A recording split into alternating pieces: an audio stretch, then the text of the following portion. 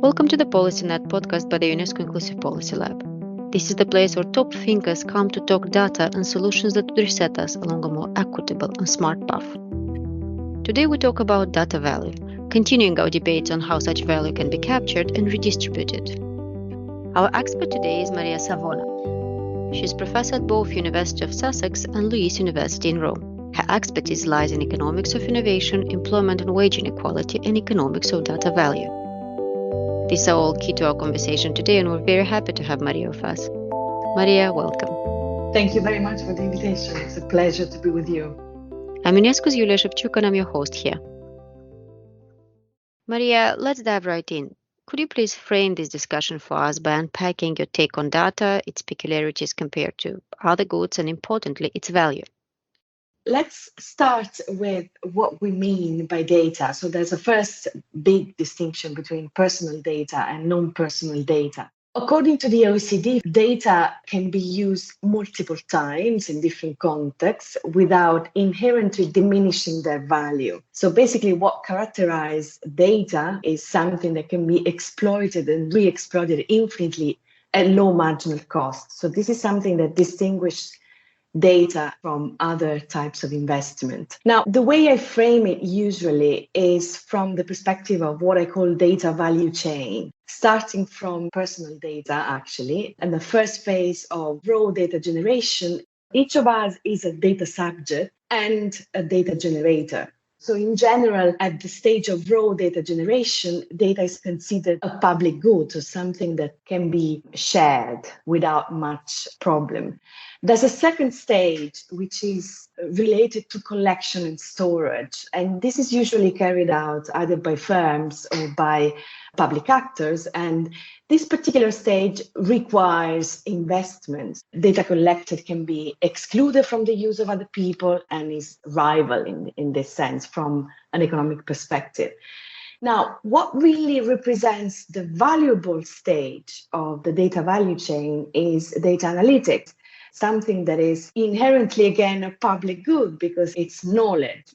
Now, if we frame it this way, then we found ourselves in a sort of policy conundrum. So, because basically we have different questions that can be posed. So firms can collect, aggregate, and own database. So there is property rights recognized to actors that collect and use data. However, this sort of property right, or when I call it intellectual property rights, is not usually granted to individuals who are trying to protecting their own individual digital footprint.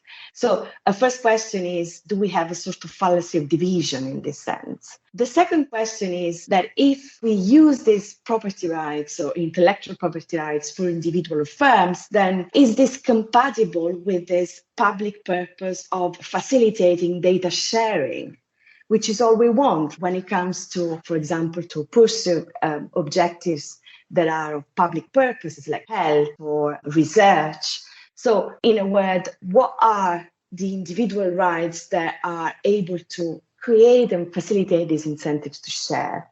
Finally, what I would like to raise in here is that if we are able indeed to create incentives to data sharing, then how can we keep maintaining and protecting privacy, which is also a very fundamental individual right?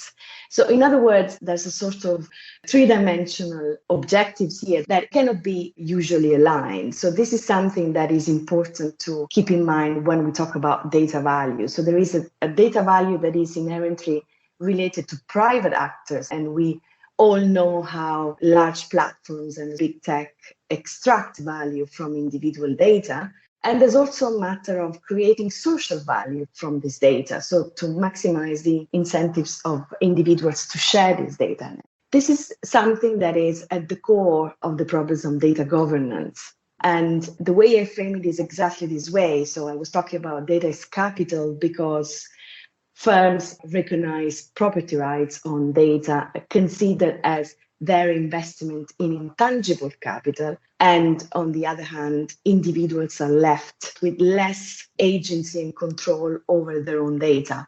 That's why I try to propose something that could rebalance this by giving individuals more agency over their own data. Maria, given such intricacies, are we good at capturing comprehensively the value of data? Are there any policy frameworks you think come close to doing a good job? And what are the loopholes you see in those? What is interesting in this context is how the EU Data Governance Act has tackled these issues.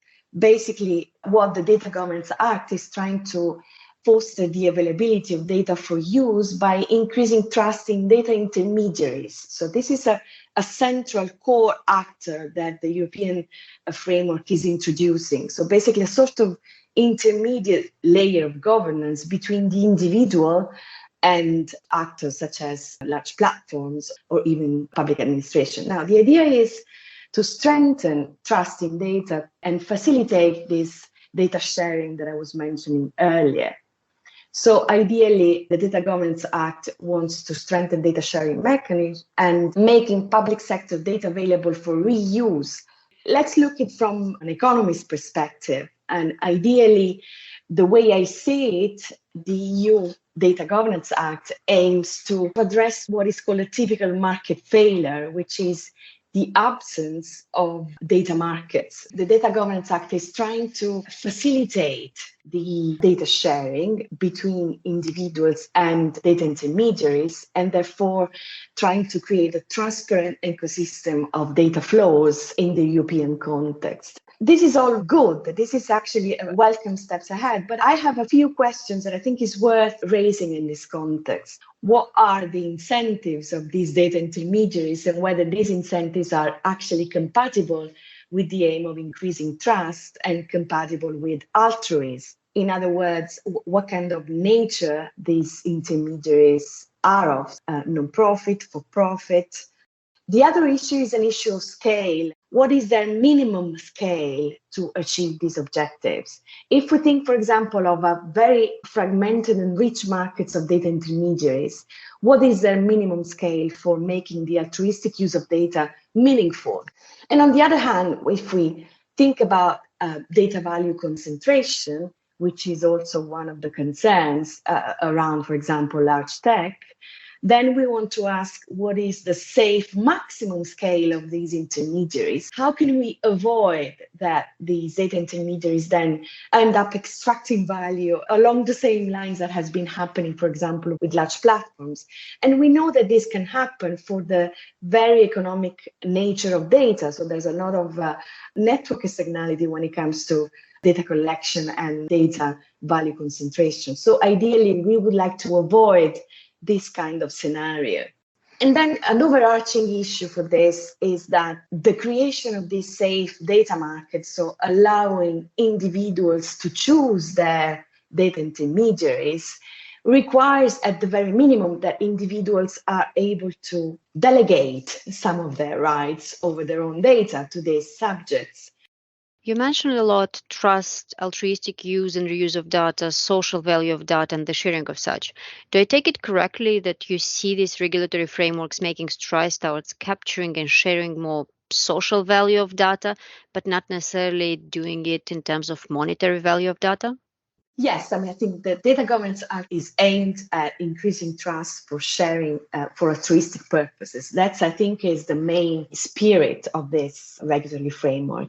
When you say altruistic, you refer to social use of data, to social value of data. Yes, the way the Data Governance Act defines is a context that allows data use and reuse on altruistic grounds. Now, the way I take it is altruistic grounds is basically sharing data for purposes that are inherently increasing social value. Now, obviously, people with different backgrounds, like with low backgrounds, can have more expertise for interpreting these regulations, but this is the way the DGA is aiming.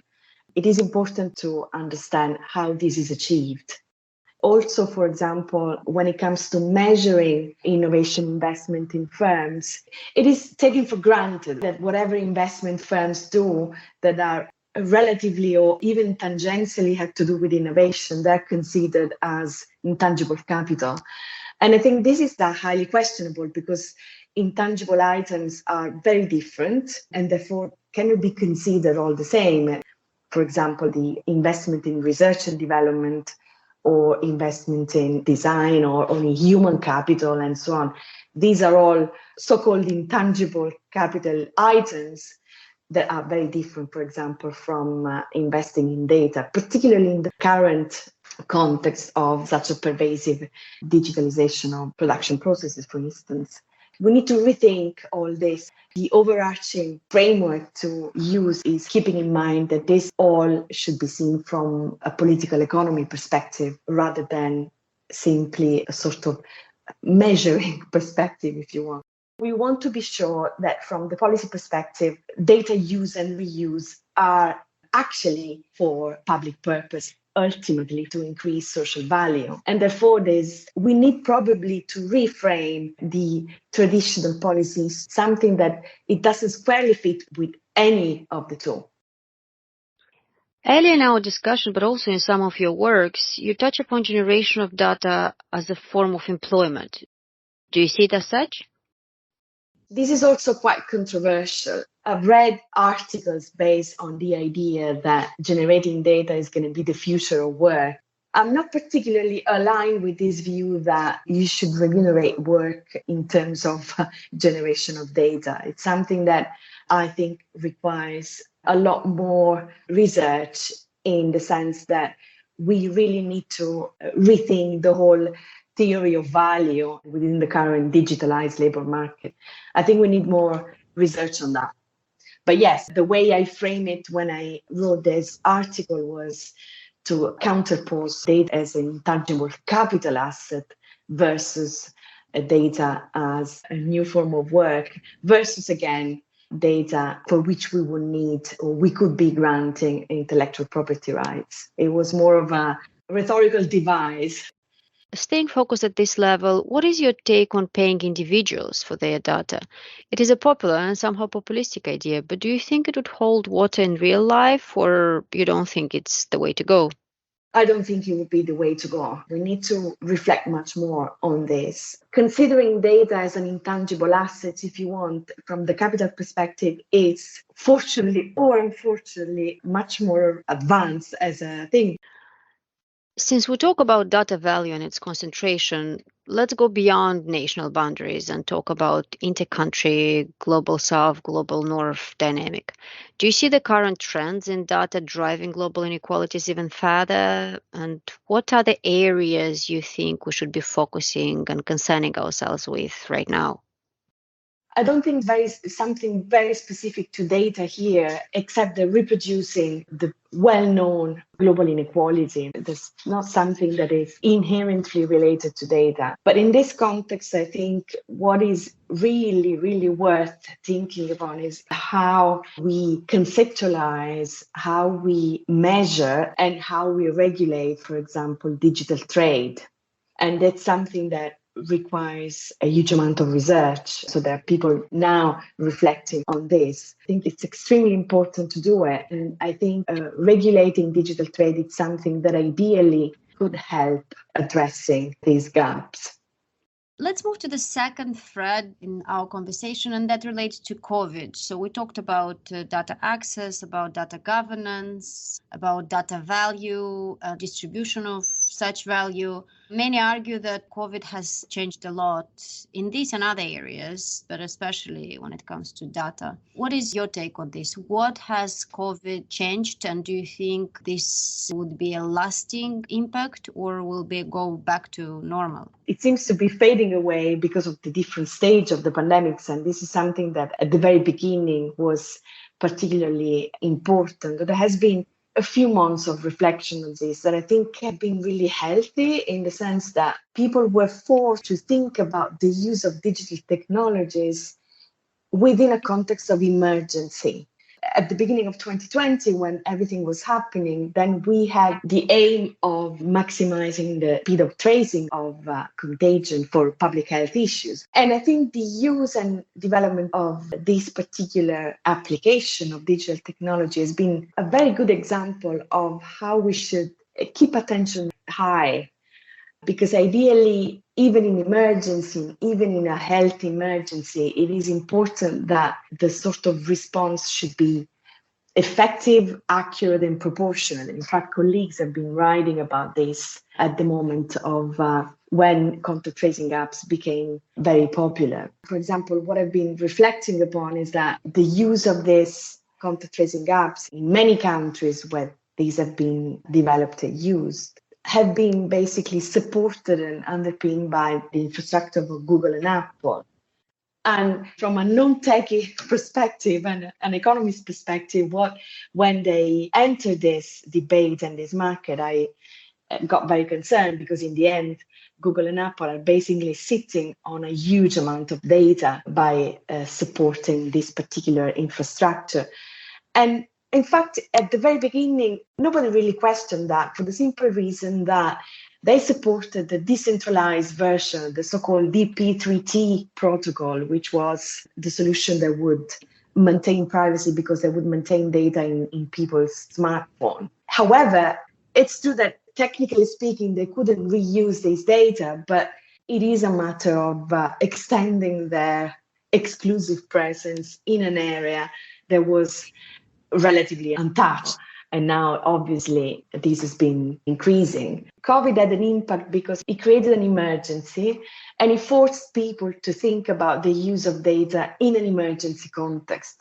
And I think it is important that actually we keep reflecting on individual rights on data and increasing trust and trustworthiness, as I said, even in a context of emergency. And this is something that probably will spark more reflections on this, and I hope so. Let's move to the last and probably most hands-on part of this conversation. So here at the UNESCO Inclusive Policy Lab, our focus is on building the nexus and the bridge between knowledge and policy. And we have these two stakeholder communities, knowledge producers and policymakers, following us and listening to these podcasts.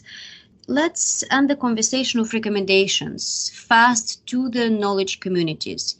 What do you think are the critical knowledge gaps where the researchers and the knowledge producers should focus on and dig deeper into when it comes to data value? I think this gives me an opportunity to highlight one of the areas that I mostly believe in, which is supporting interdisciplinarity. So I think there's a lot of knowledge which digs very deep into silos types of knowledge. So there are the techies, there are the lawyers, there are the sociologists, there are the economists, and so on. I think data governance and trying to understand data value from whatever perspective it is, from the perspective of private value concentration, from the perspective of maximizing social value, from the perspective of policy making, this is something that is extremely complex and requires these silos to be eliminated. So what I'm advocating here is really, let's come all together and reflect all together by actually giving our own expertise, of our own disciplinary expertise, to create the complexity of knowledge that this particular problem requires. And this is something that I've seen in action, particularly in where I come from, in Science Policy Research Unit at the University of Sussex, as well in my current affiliation as well. This is something that is extremely valuable. So rather than identifying specific knowledge gaps, which in fact I did in what I've said so far, I think it's important to understand how to tackle them, and how to tackle them would require much more interdisciplinary and multidisciplinary effort than what is actually deployed so far. So what I'm hoping is that more and more interdisciplinary research is devoted to this particular area. And I think it's much needed. If you are to crystallize 1-2 recommendations to policymakers and practitioners on data value and the redistribution of data value, what would those be? What do you think they should be prioritizing and tackling now? I think that the EU Data Governance Act is a good step in this, because it at least shows that there is a lot of awareness of the sort of imbalances that are affecting the relationship between individuals, citizen workers, and individual data generators, and those that gather this data from the big platforms to large public administration. I think it's important to reimagine this relationship. And I think it's important to give individuals the opportunity to choose. I think one of the most basic things that could be addressed is digital literacy. I think we are very far from achieving this objective. And I think this is one of the most important things that we should be tackling. Maria, we reached the end of this podcast. It was a pleasure having you here today with us, and we hope you come back again. It was a pleasure to be with you. Thanks for the invitation. Thank you so much. To our listeners, thanks for being with us today. For more, follow the PolicyNet podcast on all major platforms.